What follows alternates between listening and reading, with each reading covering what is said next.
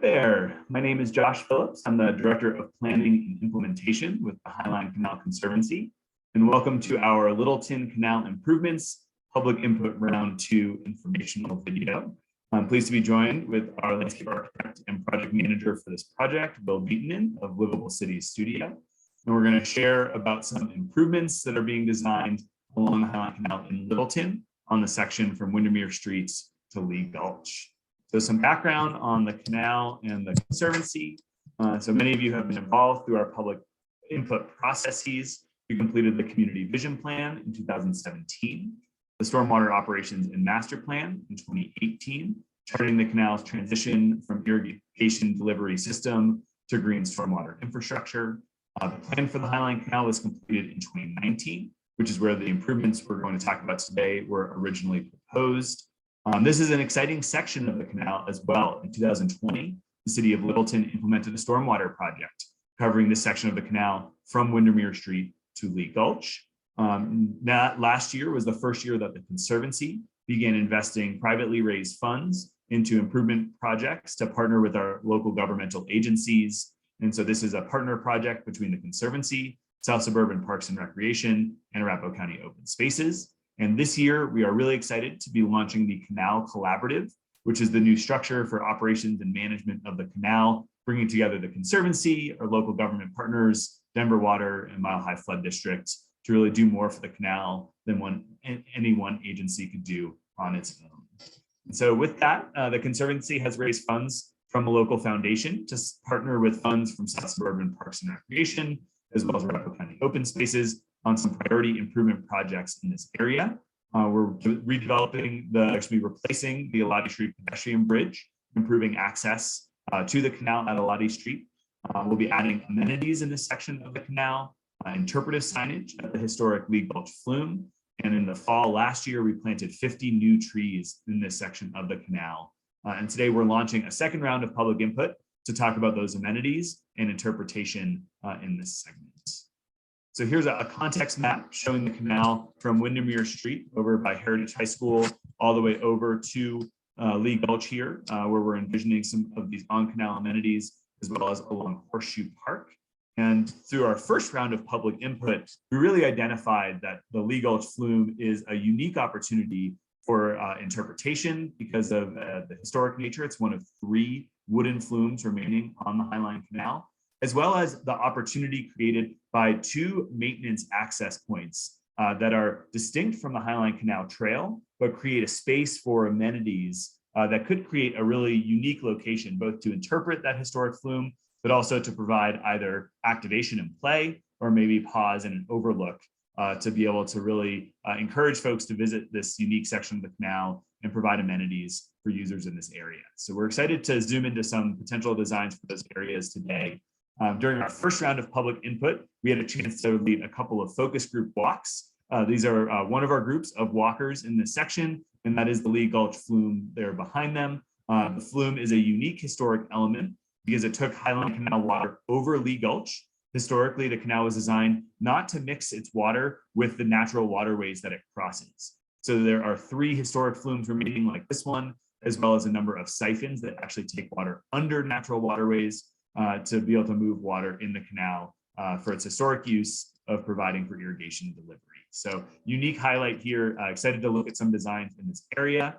And so our goal today is to provide some background for you all about 2 alternative designs that Livable Cities has been working on, provide you an opportunity to give feedback on these potential amenities, and then also a chance for you to provide input on educational and interpretive messages for this location. So after Will's going to give a short overview of these designs, I'll share with you how you can provide your input to help speak up for the canal in this section. And then I'll just highlight, this is a look at the Lee Gulch flume from this overlook or this landing that we'll be focusing on. So we're looking at kind of the east side of Lee Gulch at the juncture of the Highline Canal Trail and the Lee Gulch Trail with a couple of design alternatives. One, again, focused on kind of play and active use. One focused more on pause and an overlook to really celebrate this historic resource. So I'm going to pass over to Will to share these 2 alternative designs. Thank you, Josh. So the first design alternative that we will look at is the play and interpret alternative, and the plan will queue up here in just a second. So as Josh mentioned, co-locating amenities near the existing flume was a natural opportunity here and a really great way to highlight such a historic and cultural asset to the canal. What we're looking at here in terms of the upper landing is an existing Denver water access drive to the flume itself. So we're looking at still providing access for Denver water to maintain the existing flume. However, creating sort of more of an activated upper landing and a destination for the canal at this juncture. So the first option, interpret and play, that we're looking at focuses on taking advantage of sort of the upper landing area as a destination and activating it with balance and climbing elements, shown sort of on that east side or in K.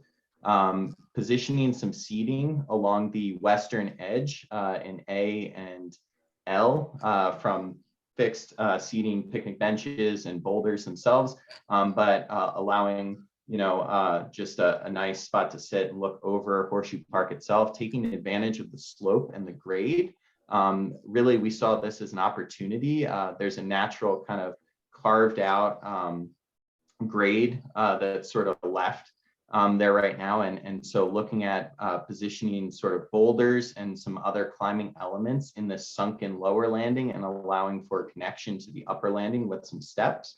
And then also adding an embankment slide and some climbing boulders on the north side of the lower landing that really create sort of a direct connection between the upper and lower areas and allow for some fun ways to interpret the hillside, some ecology, as well as frame some views to the park to the west. Lastly, interpretation signage has been layered in on the sort of periphery of the upper landing, looking at views of the canal and the existing flume. But the interpretation here is thought of as a little more potentially interactive or fun and more about discovery. So the views that we'll look at here will kind of give you an idea of the scale itself. If you want to queue up the next slide, Josh, or perhaps it's loading.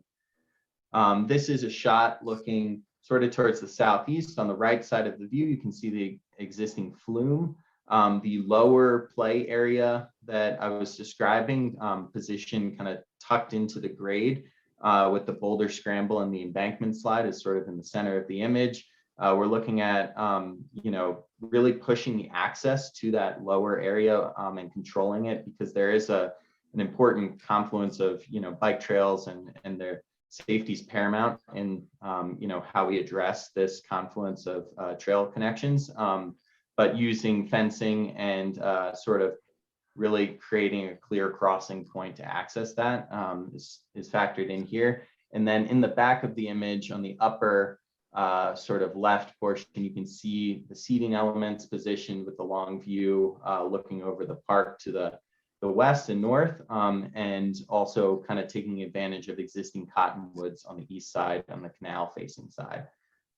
So in the next image, will be a little lower to the, this is positioned above the upper landing, but looking over the flume and sort of over that lower landing area. And you can see the Highline Canal Trail coming in as it converges with Lee Gulch Trail.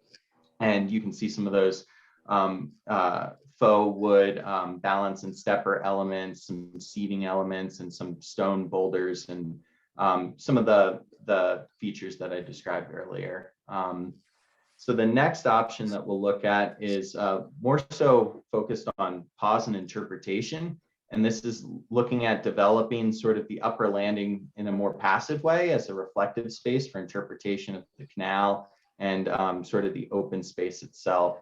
So the key feature here is really in the upper landing, providing a permanent shade structure and providing comfortable seating that's available year round, and coupling that with interpretation Additionally, we're looking at using stone boulders to enhance sort of the edges and the grade, and creating on the west side an activated terrace and ledge that still provides an overlook, but maybe has much more of a focus on interpretation. Some of the long views that are provided there of the front range, and sort of some of the amazing views over the park itself. In addition, we've looked at providing a secondary access point similar to the play option, but further north, located in F there. The existing access from the drive is a little off the screen to the top left of the image, but the secondary access point will again provide a little more access, and hopefully really invite some use and really just the opportunity to enjoy this upper landing space.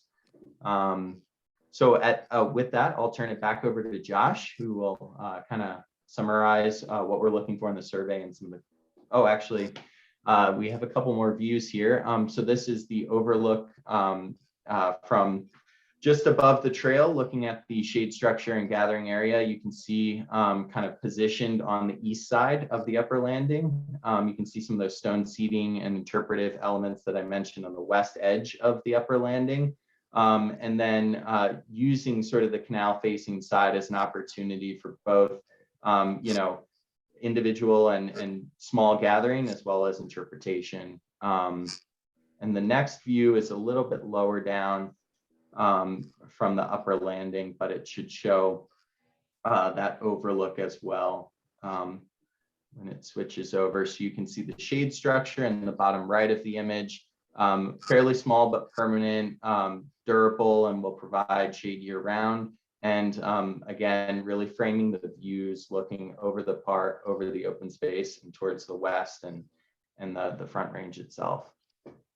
So with that, I'll turn it over to Josh, and he'll walk through the survey elements. Yeah, thank you so much, Will. And just really inspiring to see these designs progressing and coming together. It's such an exciting location on the canal, with the confluence of these trail networks, the historic element with the flume there, and having those kind of access paths to take you off of the trail and find something new and exciting.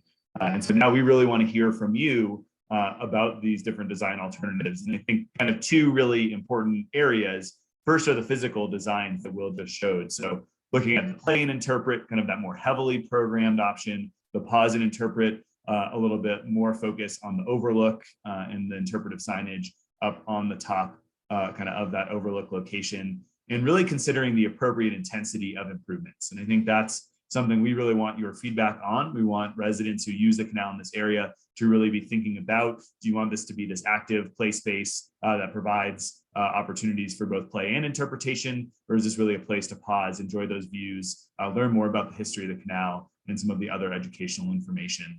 And then on the educational content, this is some of the first interpretive signage that will be going out on the canal. So we want to hear from you about the types of educational and interpretive signage. We'll reference maybe more interactive opportunities versus more passive signs. And then also thinking about the themes for education and interpretation. So is that children's signage with messaging for a younger audience, stories about the history of the canal, the history of the city of Littleton and its relation to the canal, the making of the canal and the function of it, the transition of the canal today to green stormwater infrastructure, or maybe more environmental signage about habitat, flora, and fauna that you might find on the canal. So we really want to hear from you and hear you speak up for the canal on these topics. And so the opportunities to provide that input, this public campaign will be open from Tuesday, the 18th of January through to Tuesday, February 8th.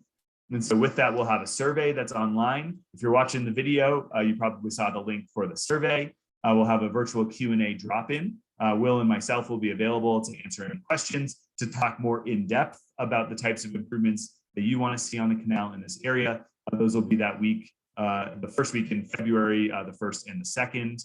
And then we'll have an on-canal site walk, a chance to get out on the canal, connect with our Senior Director of Programs and Partnerships, Susanna Fry-Jones, who will be leading a walk on Saturday, February 5th. That's at 10 in the morning. And so to register for any of these events, you can register at highlinecanal.org/speak up. That's our page to fill out the survey, view this video, so you might have already found it, or to sign up for these different input opportunities. We really do want to hear from you. And so in addition, please do take the time to fill out the survey, especially weigh in on those elements that I discussed. And then if you have specific comments, questions, concerns, please reach out to me directly. That's my email on the screen, josh.p@highlinecanal.org, and that's the line to call our office. So we really appreciate you taking the time to watch the video. Thank you to Will for all your work on those designs and for sharing those with us today. And with that, we're going to stop the recording, and we hope you'll take a few more minutes to fill out the survey or to log on and join us for one of those input sessions. So thank you again to our Canal community. Excited to see these improvements move forward, and we look forward to hearing from you. Take care. Thank you.